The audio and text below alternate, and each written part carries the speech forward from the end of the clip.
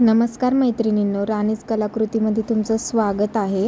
हा बघा, मला एक ब्लाऊज आरी वर्क करण्यासाठी आला होता. त्यांना फॅब्रिक पेंटिंग करून हवं होतं लोटसचं.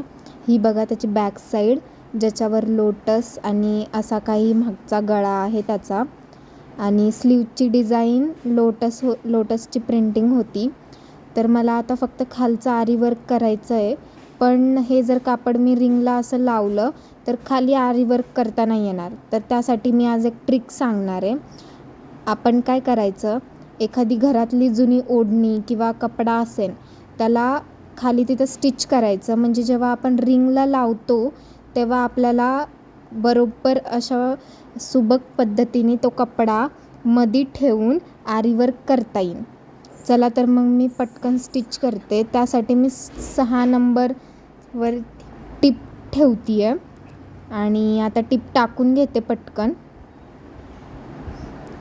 बघू शकता, असं एकदम कडला थोडीशी मार्जिन ठेवून टिप टाकायची आहे.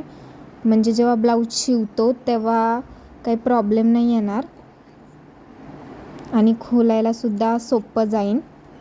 आता बघा, आपण हे स्टिच करून घेतलं आहे. आता रिंगला लावूया. ही रिंग आहे आरी वर्कची, ज्याला मी प्लास्टिक लावून घेतलं आहे म्हणजे कपडा आकसत नाही. आता मी ठेवते, मधोमध डिझाईन ठेवते.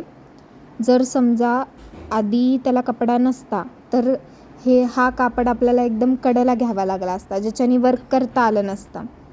आता बघा किती बरोबर आणि सहज पद्धतीने आपण मध्ये घेऊ शकतोय.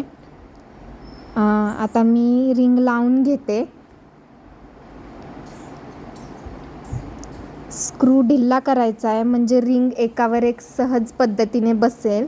आता मी स्क्रू टाईट करून घेते. स्क्रू टाईट केल्यावर बघा किती हलकं झालेलं आहे. ते टाईट करण्यासाठी आपल्याला साईडने थोडंसं कापड बाहेरच्या साईडला ताणायचं आहे. हलक्या हाताने ताणायचं आहे, नाहीतर कपडा आकसेल.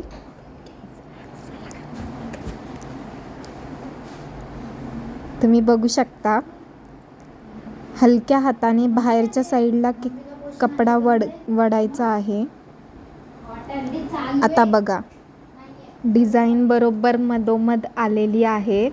आता आपण आरी वर्क करू शकतो सहज पद्धतीने ह्या कपड्यावरती. म्हणजे जी बॉटम लाईन असते स्लीवची, तिथं वर्क करायला प्रॉब्लेम नाही आहेत. व्हिडिओ आवडला असेल तर लाईक, शेअर, सबस्क्राईब करा. थँक्यू.